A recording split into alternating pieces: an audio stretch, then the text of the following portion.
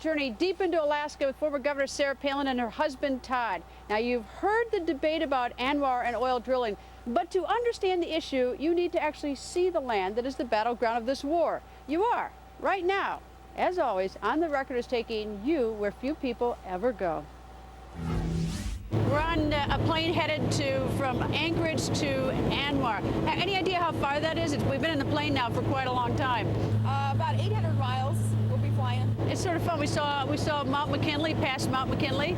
Highest peak in North America. 17 of our continent's 20th highest peaks are here in Alaska. The weather was rather bleak when we started out. We've had 2 false or aborted landings, but it looks pretty now.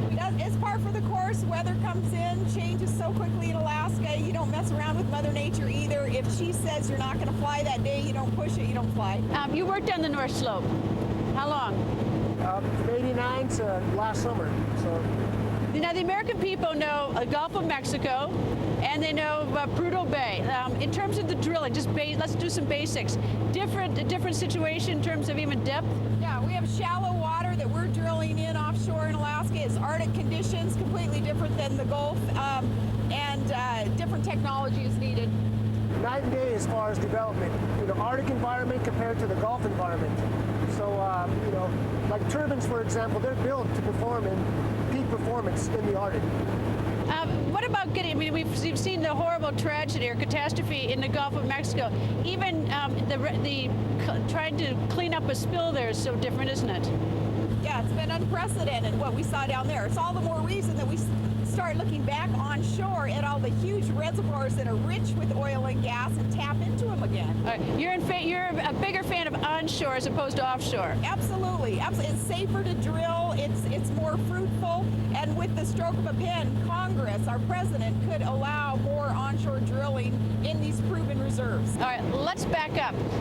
Let's talk a little history. Alaska became a state 51 years ago. All right, 51 years ago. Who found the oil in Alaska? Well, in the 50s, oil was discovered, and the Navy set aside a petroleum reserve. The NPRA was set aside for development of oil and gas. That was back in the 50s, and yet that unit, that land, still hasn't really been touched then. And then in 1960, even more oil was discovered, and ANWR was created. It's a huge unit, 20 million acres. It was set aside for wilderness, for refuge, and in 1980, it was expanded for oil and gas development, the coastal plain at the very tippy top of ANWR. So we have these huge swaths of land, 20 million acres in one unit, 19 million acres in another unit, that reservoirs have been proven to hold oil and gas, just haven't got to tap them yet. But that's ANWR. Next to it, though, west of it is Prudhoe Bay, and that's the oil that was discovered about 1967, and which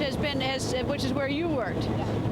And then the pipeline was created beginning in the early 70s, and it started flowing about 1977. Yep, 10 years after the discovery, yes. All right. Now, Alaska's got a lot of revenue out of the pipeline. Now, not ANWR, but we're just talking about Prudhoe Bay and the pipeline.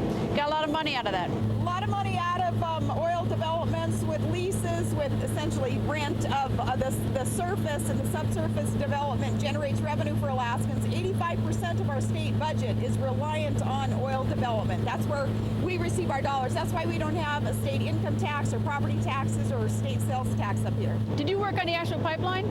No, I didn't. I was too young. Too young. It's amazing, though, that, how many people came up here to actually work on that pipeline? Pretty much everybody had a link to it. My dad was a school teacher, and I remember asking my dad, why don't you go work on the pipeline, Dad? That's where all the guys are getting rich. That's why they're making money. And he said, well, he could either do something and make a lot of money or do something and really love what he was doing. And so he chose to stay as a teacher, but it was the incentives created by the pipeline builders, the owners were tremendous, because the guys did make a lot of money working on the pipeline. I remember when I came up here pre-pipeline and they had a sample pipeline in some museum or something in Anchorage. I was surprised that it was only about 4 feet in diameter. It wasn't that big. It's 48 inches and 800 miles long, 48-inch diameter. With a number of valves along the way, so that if there's a problem, they can contain it. That's right, and they'll still employ a whole lot of guys up and down the pipeline, and gals working on those valves and those pump stations along the way. What about corrosion, things like that? Do you ever worry about that in the pipeline across the land? It's always a big concern, and we've been in production now for 30 years. So 30 years of success with some minor spills here and there, but they money with corrosion treatment, chemical treatment in the line, and they also run clean, pigs through the line, and then smart pigs to monitor the corrosion internally. Well, BP does have a problem, though, with corrosion, with the lack of maintenance for a while there, and there were some spills up on the tundra in the North Slope. So my administration, we doubled up our efforts to oversee and make sure that BP was doing what they had to do to protect the environment and to not waste any of the resource.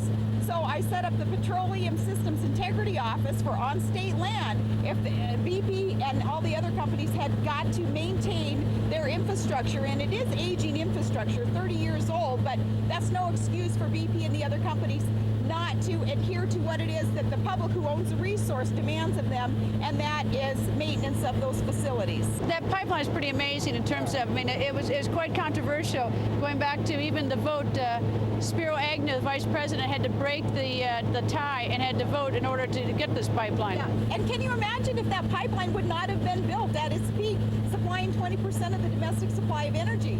It was a contentious issue because people couldn't understand how the engineering of it would allow the responsible environmental concerns to be met while this infrastructure was going to operate. And everybody across America, across the world, should be thankful that people did have the foresight to plan for it and then allow for it to be voted on. I know Joe Biden, he voted against it. Others who voted against it haven't seemed to change their political bent even since then to understand that it was a very important project and is today. The pipeline isn't as full today. It went from 1.5 million barrels a day flowing down now to about 700,000 barrels a day. We need more oil in that pipeline. The only way we're going to get more oil in there is for the oil companies to have that allowance in different areas like MPRA and ANWR to drill, fill up the pipeline again. When you were governor, or even did you ever escort anyone from Congress? Did Congress come up here at all? A lot of congressional delegations have come up here. When I was governor, we had Boehner, Bachmann, a bunch of the good guys. They had the guts, they had the wherewithal, they had the smarts to want to get up here and see it for themselves, and then not have to make a political decision on whether, like ANWR, should be developed or not, or more production to allow more of the pipeline flow to take place or not. They wanted to come up here and physically see it. A lot of the naysayers, they've never been up here. They've never seen Prudhoe. They've never seen ANWR. They believe these bogus, phony, extreme environmentalist fundraiser pictures of what ANWR is all about. That's why we're going to ANWR today, so we can show America what it really looks like. Who right now do you see as the biggest opponents in the Congress of drilling in ANWR?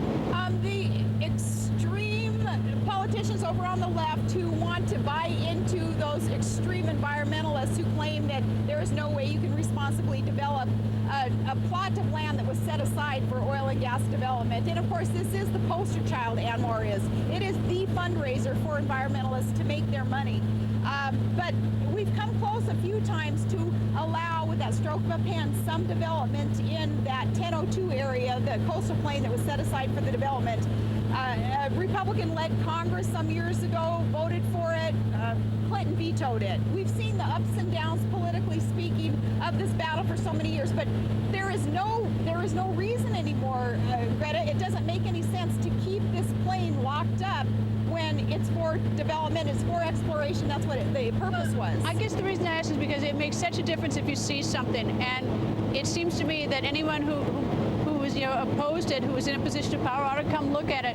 Maybe the person would still be opposed to it, I don't know, but at least look at it. So that's why I was sort of curious who's been here, who hasn't been here. Obama needs to get up here. If he has as much time as he has on his hands to take all these vacations, maybe he should vacation in ANWR, at least fly over it, Mr. President, or play golf or do what he does. This is a national security need. There is that inherent link between security and our own domestic development.